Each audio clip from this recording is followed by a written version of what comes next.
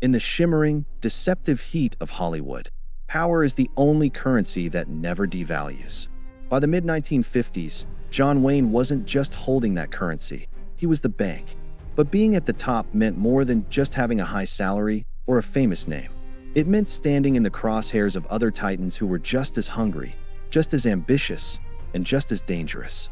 This wasn't a movie script written by a studio hack. It was a cold, calculated war of egos played out in the dark corners of sound stages and the smoke-filled boardrooms of the Sunset Strip.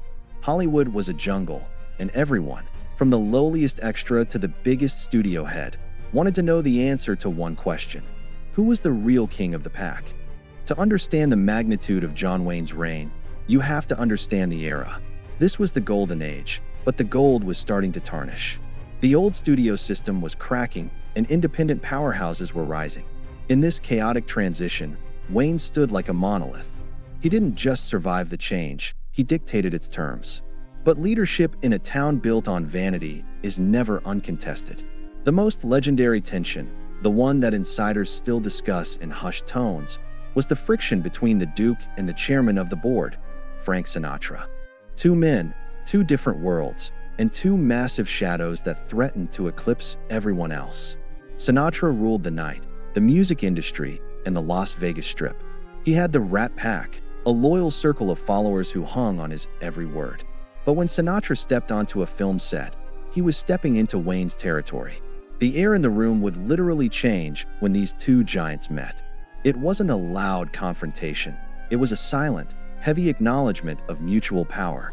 They were like two nuclear states engaged in a Cold War, always polite on the surface, but with their missiles constantly aimed at each other's reputations. There was a specific incident at the Sands Hotel in Las Vegas that perfectly illustrates this power dynamic.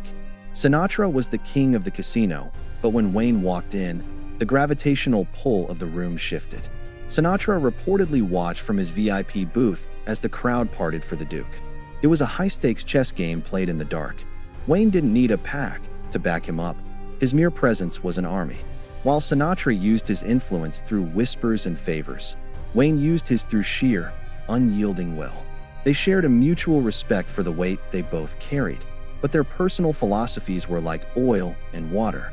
Sinatra was the rebel of the city streets. Wayne was the guardian of the frontier. But if the tension with Sinatra was a Cold War, the clash with Kirk Douglas was a direct frontal assault. During the filming of In Harm's Way and later, The Cast A Giant Shadow, the friction between these two stars was palpable to everyone on set. Kirk Douglas was a man of the new Hollywood.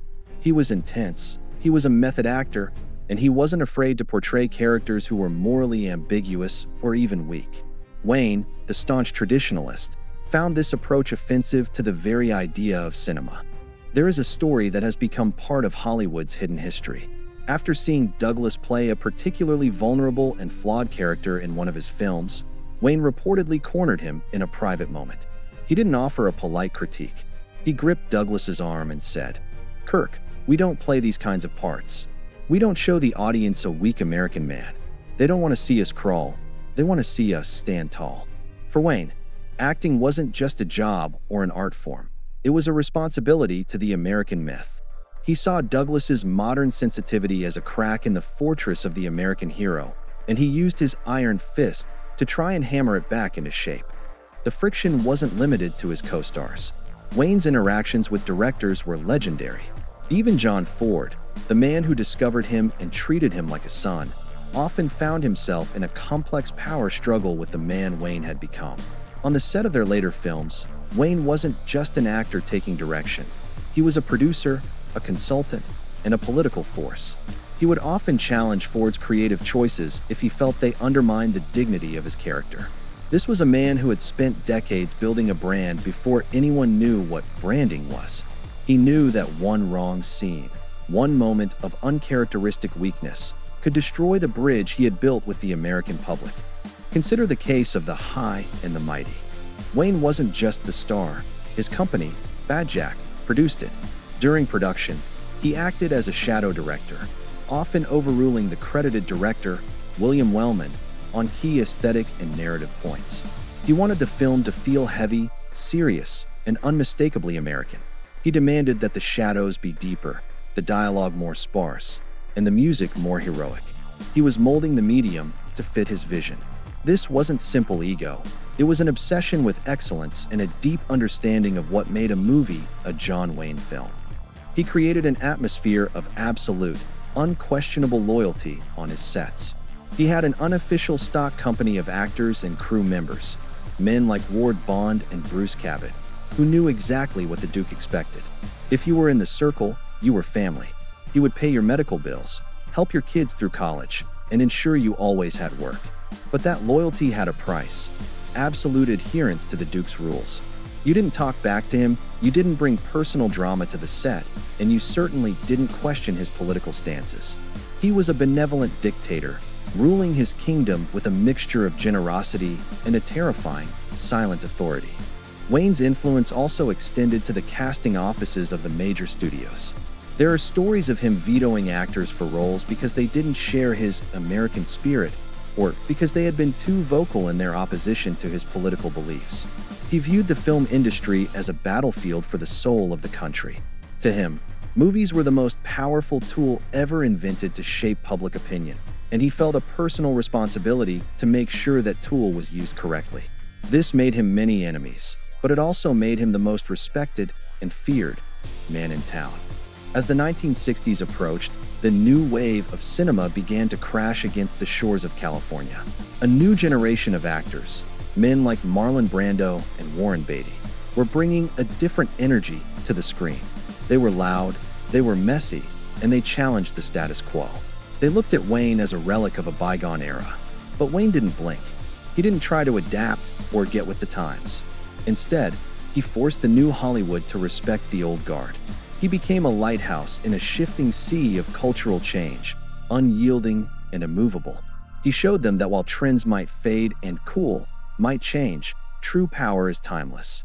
He famously clashed with the younger generation during the production of The Alamo. He sank his own fortune into that film, and he expected everyone involved to treat it with the same reverence he did. When young actors showed up late or didn't know their lines, Wayne didn't send an assistant to handle it. He would walk over himself, tower over them, and give them a look that suggested their entire career was hanging by a very thin thread. He wasn't just a boss, he was a moral authority. He believed in the work, and he believed in the myth, and he had no patience for anyone who didn't. The iron fist wasn't always a physical threat, it was a psychological one. It was the knowledge that John Wayne could make or break a career with a single phone call or a well-placed comment to a studio head. He was the invisible hand guiding the moral direction of the industry during its most turbulent years. He proved that true leadership isn't about being liked or being part of the in crowd. It's about being undeniable. It's about being so essential to the fabric of an industry that it cannot function without your approval. Even in his later years, when health issues began to take their toll, the aura around him never dimmed. He would walk into a room at the Academy Awards or a Hollywood gala, and the entire room would go silent. It wasn't just respect for his age, it was a recognition of his status as the last true titan.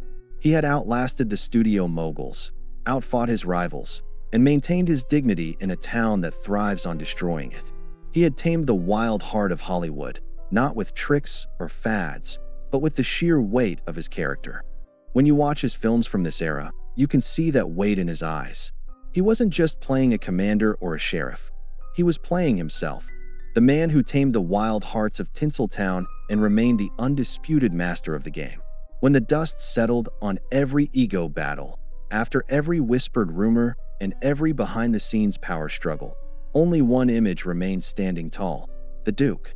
He was alone at the top, not because he was lonely, but because there was simply no one else who could stand on his level. This was the era of the Iron Fist, and in the history of Hollywood, there will never be another hand strong enough to hold that scepter.